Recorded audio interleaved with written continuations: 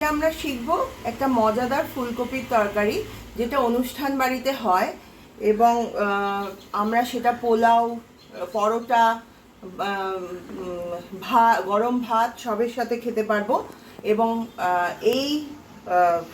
এই ফুলকপির তরকারিটায় কোনো জল পড়বে না, কিন্তু একদম জল জলে গ্রেভি গ্রেভি হবে। একদম ফুলকপির ফ্লেভার, অসময়তেও ফুলকপির ফ্লেভার এবং সব কিছু আমরা পাবো। কীরমভাবে করবো সেই ট্রিক্স আপনাদের বলে দেবো। আপনারা পুরো ভিডিওটা স্কিপ না করে দেখতে থাকুন, আমি বলতে থাকছি। প্রথমে 3টে ছোট ফুলকপি নিয়ে ছোট ছোট এরকম সাইজের টুকরো করে আপনারা জলে ভিজিয়ে রেখে দেবেন প্রায় আধ ঘন্টা। একটু নুন দেবেন না, একটু ভিনিগার বা পাতিলেবুর রসের জলে ভিজিয়ে রেখে দেবেন, যদি কোনো পোকা থাকে যাতে ভেসে ওঠে, বা যদি কোনো কিছু জার্মস বা নোংরা থাকে সেগুলো যাতে ওই ভিনিগার বা লেবুতে কেটে যায়। তাই জন্য এটা আমরা আধ ঘন্টা মতো ফুলকপিটা কেটে আমি ভিজিয়ে রেখে দিয়েছি। ঠিক আছে, এইবারে এটা আমাদের বাটা মশলার জন্য লাগবে। এতে আছে জিরে গুঁড়ো। জিরে বাটাও আপনারা দিতে পারেন, কিন্তু আমাদের সবারই এখন অফিস যেতে হয়, ঘর করতে হয়, সব কিছু করতে হয়, তাই জন্য আমি জিরে গুঁড়ো জলে ভিজিয়ে রেখে দিয়েছি। জলে ভিজিয়ে রেখে দিয়ে তারপর যদি এটা মিক্সিতে বেটে নেন, তাহলে এটা পুরো বাটা মশলার টেস্ট আসবে।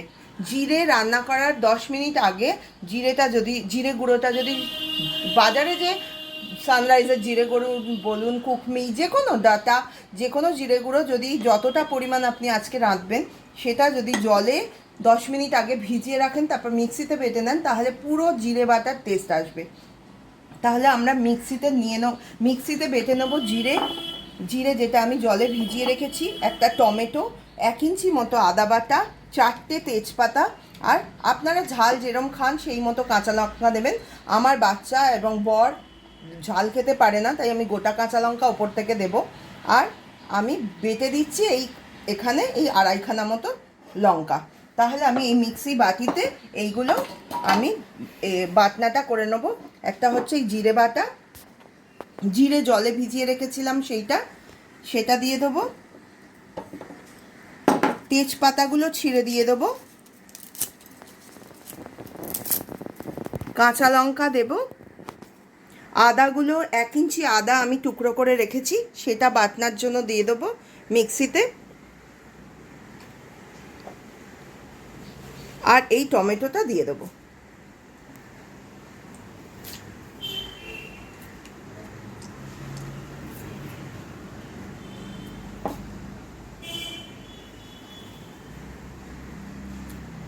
এগুলো আমরা একসাথে আমরা গ্রাইন্ড করে নেব। আর ফোড়নের জন্য আমার লাগবে একটা শুকনো লঙ্কা, 3-4টে লবঙ্গ, 2টো ছোট ছোট দারচিনি, 2টো ছোট এলাচ, আর 4টে তেজপাতা। এগুলো আমাদের ফোড়নের জন্য লাগবে। আর লাগবে আমাদের মশলা কষাবার জন্য, আপনারা আপনাদের পরিমাণ মতো দেবেন নুন, 1 চামচ কি ছোটো চামচের 1 চামচ কি 1.5 চামচ হলুদ গুঁড়ো, স্বাদ মতো অল্প একটু নুন, আর লঙ্কার গুঁড়ো আমি দিয়েছি 1 চামচ।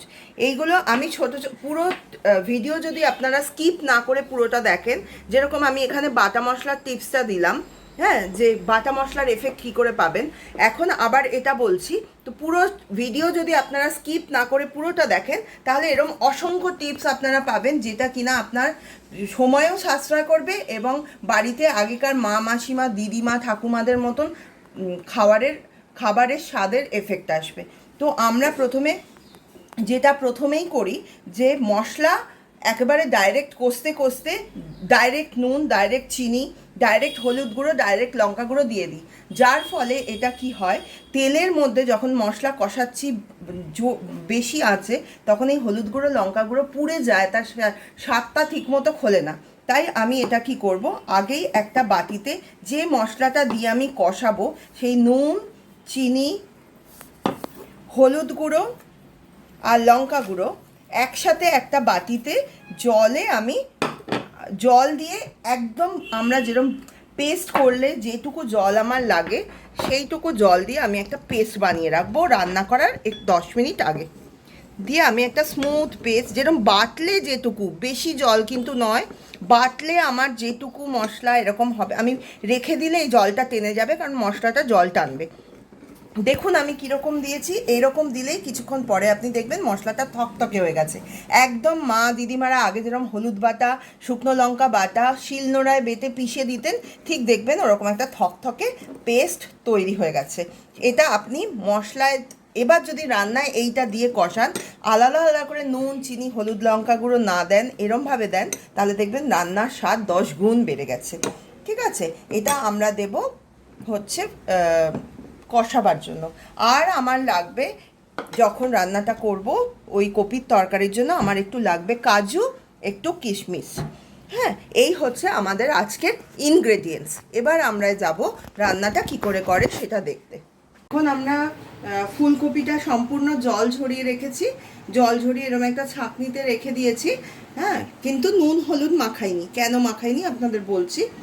আর এইটা হচ্ছে সেই বাটা মশলাটা, যেটা আমরা দিয়ে কষা, বাটা মশলা যেটা আমরা আদা, তেজপাতা, টমেটো এগুলো ছিল, সেই বাটা মশলাটা।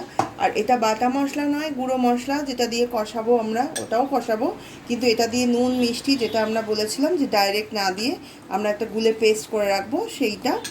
এটা বাটা মশলা, এটা ফোড়নেরটা, কাজু কিশমিশ। আর যে আমরা বলেছি আমার বাড়ির লোকরা যেহেতু কাঁচা মানে ঝাল বেশি খেতে পারে না, আমি আমার জন্য একটু কাঁচা লঙ্কা দিই। এইটা সম্পূর্ণটাই আপনাদের স্বাদ মতো ঝালটা দেবেন।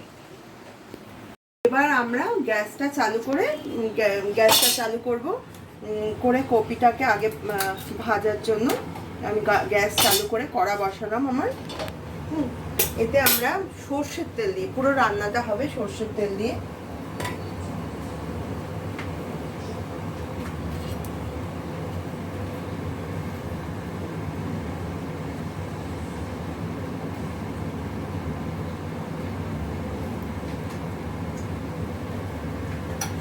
পুরো রান্নাটা আমরা সরষের তেল দিয়ে করব। আপনারা চাইলে সাদা তেল দিয়ে করতে পারেন, কিন্তু সরষের তেলে স্বাদ বেশি হয়। আচ্ছা, এবার যতক্ষণ তেলটা গরম হবে ততক্ষণ আপনাদের বলি, এই যে ফুলকপিটা আমরা নুন হলুদ মাখাইনি কেন। আগে আমার দিদিমা রান্না করতো, সবাই বলতো যে কোনো মশলা দেয় না, কিন্তু এমন হাতের গুণ যেন হাতটা নুন হলুদ মাখিয়ে ধুয়ে দিলে যেন তার টেস্ট হবে। তারা কিন্তু এত আমাদের মতন এই সস, ওই বাজারের ওই মশলা, ওই রকম অনেক কিছু দিতেন না, কিন্তু তবু স্বাদ হতো। কেন স্বাদ হতো? আমরা এখন তাড়াতাড়ি রান্না করার জন্য নুন হলুদ মাখিয়ে আমরা ভাজি।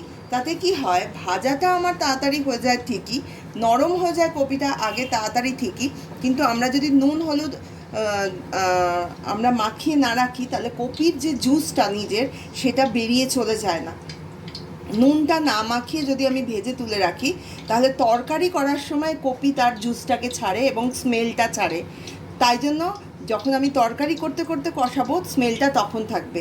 কিন্তু আমি যদি নুন হলুদ মাখিয়ে ভাজি, কপির যে আসল স্বাদটা, আসল গন্ধ, আসল জুসটা, সেটা ওই ভাজার সঙ্গে বেরিয়ে চলে যায়, যেটা তরকারিতে আমরা পাই না। আমাদের অন্য গরম মশলা, তারপরে বাইরে থেকে কেনা সস, এই সব দিয়ে আমাদের টেস্ট করতে হয়, কিন্তু আমরা সেই আসল কপির স্বাদটা পাই না। আসল কপির স্বাদটা না পাওয়ার ফলে আমাদের টেস্টটা বাইরের মশলা দিয়ে করতে হয়, প্রথম কথা। দ্বিতীয় কথা, নুন দিলে জলটা বেরিয়ে চলে যাচ্ছে। আমি যদি নুনটা পরে দিই, মশলা কষানোর সময় দিই, তাহলে আমার কপিটাও ভাজা হলো। আর এই যে জুসটা বেরিয়ে চলে গেছে, সেই জুসটা আমি জল ছাড়া তখন পরে কষাবার সময় দিলে, তখন কপিটা নুন পাচ্ছে, তখন জল ছাড়ছে, সেই জলে আমার রান্নাটা পুরো হয়ে যাবে এবং এক্সট্রা জল দিয়ে টেস্টটা নষ্ট হবে না। আমার তেলটা পুরো গরম হয়ে গেছে, এবার আমি এতে কপিগুলো দিয়ে দেবো ভাজার জন্য। এতে নুন হলুদ কিচ্ছু মাখানো নেই, জাস্ট কপিগুলো আমি ভাজবো, যাতে কপিটা ভাজা হয় কিন্তু এর থেকে জুস না বেরিয়ে যায়।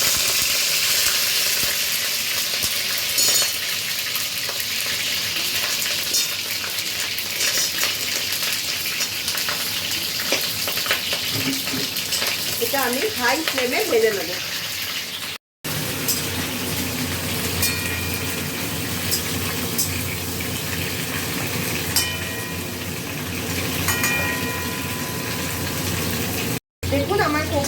ভাত ভাজা হয়ে গেছে। আমি এবারে এই গ্যাসটাকে একটু কমিয়ে দেবো, দিয়ে কপি ভাজাগুলোকে একটা পাত্রে তুলে রাখবো।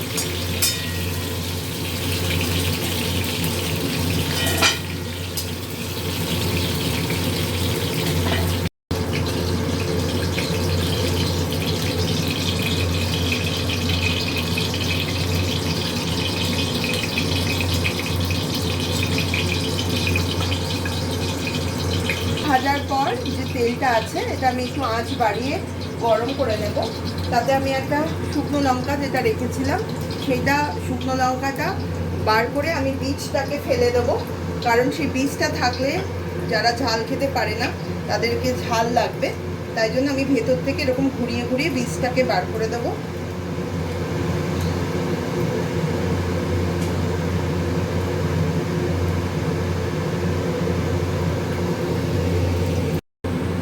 এবার শুকনো লঙ্কাটার পরে আমি এই লবঙ্গ, এলাচ আর দারচিনি একটু আধথেতো করে দিয়েছি, একটুখানি হামানদিস্তা দিয়ে মেরে একটুখানি আধথেতো করে দিয়েছি, এইটা দেব।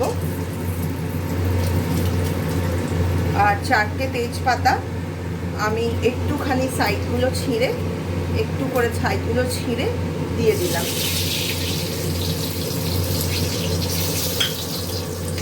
এর একটা সুন্দর গন্ধ বেরোবে, ফোড়নের সুন্দর গন্ধ বেরোলে আমি যে মশলাটা মিক্সিতে বেটে রেখেছিলাম সেটা দেব।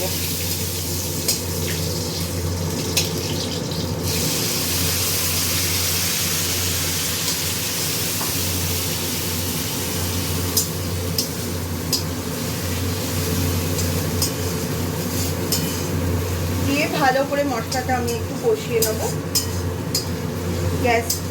গ্যাসের আঁচ আমি বাড়িয়ে দিয়েছি, দিয়ে আমি একটু ভালো করে এটা কষিয়ে নেব।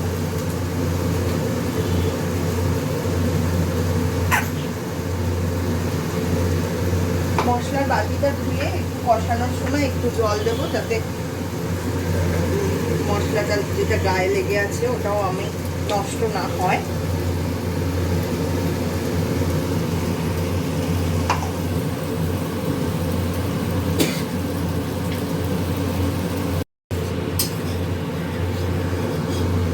যখন মশলাটা একটু কষানো হয়ে যাবে তখন আমি যে নুন, চিনি, হলুদ আর লঙ্কার গুঁড়ো দিয়ে যে একটা পেস্ট বানিয়ে রেখেছিলাম সেইটাকে আমি দিয়ে দেবো।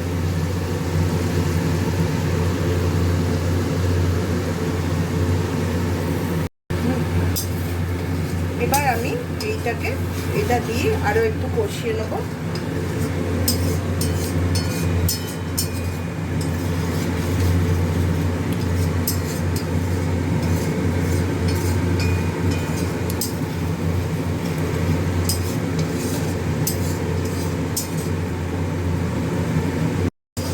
বেশ খানিকক্ষণ কষাবার পর আমার মাঝে মাঝেই নাড়িয়ে দিতে হবে, যাতে তলায় ধরা না লেগে যায়। দরকার হলে সেরম বুঝলে, আমার পুরো ড্রাই হবে না, এটা পুরো ড্রাই হয়ে যাবে না, কারণ আমি এটা দিয়ে কপিটা কষবো। যখন দেখবো একটু বেশ দুটো পেস্টই আমি মিশিয়েছি, সেটা একসাথে মিশে বেশ একটা কাঁচা গন্ধ আর বেরোচ্ছে না, তখন আমি এখানে রাখা ধুয়ে বেছে রাখা কাজু আর কিশমিশটা এতে দিয়ে দেবো মশলার মধ্যে। ওপর থেকেও দেওয়া যায়, কিন্তু ওপর থেকে দিলে একটা কাঁচা থেকে যায়, মানে স্বাদটা, মশলার স্বাদটা কাজু কিশমিশের মধ্যে ঢোকে না। আমি যদি আগে দিয়ে একটু নাড়িয়ে নিই তাহলে মশলাটা কাজু কিশমিশের মধ্যে ঢুকে যায়, মনে হয় যে ওই তরকারিটার টেস্ট এই কাজু কিশমিশের মধ্যেও আছে। সেই জন্য আমরা এটাকে আগে দিয়ে দেবো, দিয়ে আবারও একটু কষিয়ে নেবো, আরও খানিকক্ষণ কষিয়ে নেবো। একটু কম আঁচ করে দিই।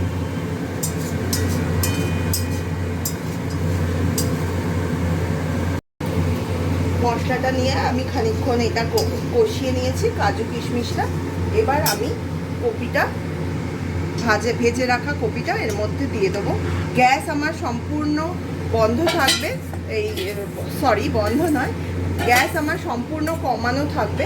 আমি যে নুন দিইনি তার জন্য কপিটা তখন জুস ছাড়েনি, কপিটা এখন জুস ছেড়ে সেই জলেই কপিটা পুরো সেদ্ধ হবে। এবং পুরো ফুলকপির জুস থেকে যে ফুলকপির গন্ধটা সেটা তরকারিতে এখন মিশে যাবে, তার কারণ আমার ভাজার সঙ্গে সেই জুস বেরিয়ে চলে যায়। এবার কপিটা সেদ্ধও হয়ে যাবে এবং জুসটা এখন ছেড়ে জল যে ছাড়বে সেই জলেই কিন্তু আমি আর এক ফোঁটাও জল দেবো না, সেই জলেই আমার কপিটা রান্না হবে। এখন আমি কি করব, এই সম্পূর্ণ রান্নাটা এবার হবে একদম কম আছে ঢেকে দিয়ে। এখন আমরা ঢাকনাটা খুলবো, খুলে একটু নাড়িয়ে দেবো। এতক্ষণ আমার হয়েছে এটা, দেখুন কতটা জল বেরিয়েছে কপিগুলো থেকে। হ্যাঁ, আর একটা ঢাকনাটা খোলার সাথে সাথে একটা গন্ধও বেরোচ্ছে, যেটা আমরা ফুলকপির গন্ধ সুন্দর যেটা শীতের ফুলকপিতে পাই সেটা কিন্তু এখনই পাচ্ছি। তার কারণ হচ্ছে ফুলকপির জুসটা এখন ছেড়েছে। দেখুন কতটা জল বেরিয়েছে। আমরা কিন্তু একটুও জল দিইনি। হ্যাঁ, মশলা কষাবার সময় বাটি ধুয়ে একটু দিয়েছিলাম, কিন্তু ফুলকপি দেওয়ার পরে আর জল দিইনি, মশলা কষিয়ে নিই। দেখুন ফুলকপির এইগুলো দেখে মনে হচ্ছে আর একটু হবে, আমরা আরও একটু ঢেকে রেখে দেবো। এইরকম জুসি আমি পুরো ভিডিওটা আমার মতো, আমার টেস্ট অনুযায়ী, নুন মিষ্টি লঙ্কার স্বাদ অনুযায়ী আমি দেখিয়েছি, কিন্তু আপনারা আপনাদের স্বাদ মতন দেবেন, যেরকম আপনাদের মুখের ইয়ে। আর এরকম আমি আরও ভিডিও অনেক আরও পরে আসবো, আরও অনেক নতুন ভিডিও নিয়ে। তাই তাতেও অনেক, যখন যেরকম শেখাবো অনেক রকম টিপস থাকবে, আপনারা জানতে পারবেন। যেরকম আজকে শেখানোর সময় আমি যেরকম অনেকগুলো যেগুলো মনে পড়লো আমি বললাম, সেরকম আমি কিন্তু পরেও আরও অনেক টিপস দেব। এখন আমরা দেখে নিই আমাদের এইটা হয়েছে কিনা। আরও একটু আমি রেখে দিয়েছিলাম ভাপে। হ্যাঁ, এখন মনে হচ্ছে হয়ে গেছে। হ্যাঁ, এখন পুরো আপনারা যেরকম যদি আরও, আমার যেহেতু কপিটা হয়ে গেছে গলেও নি, আবার এই দেখুন পুরো সেদ্ধ হয়ে গেছে, কালার এখন আর একদম সুন্দর হয়েছে। আপনারা যেরকম রাখবেন জুস, এখন বাড়িয়ে নিয়ে আপনারা এটাকে ড্রাইও করতে পারেন। আবার আপনারা যদি পোলাওয়ের সাথে একটু জুসি খেতে চান তাহলে এরকমই রাখবেন। তখন এবার ওপর থেকে আপনাদের যেরকম ভালো লাগে, যেরকম আপনারা ঝাল খান সেই অনুযায়ী কটা কাঁচা লঙ্কা ফাটিয়ে ওপর থেকে দিয়ে এটা ঢাকা দিয়ে দিন।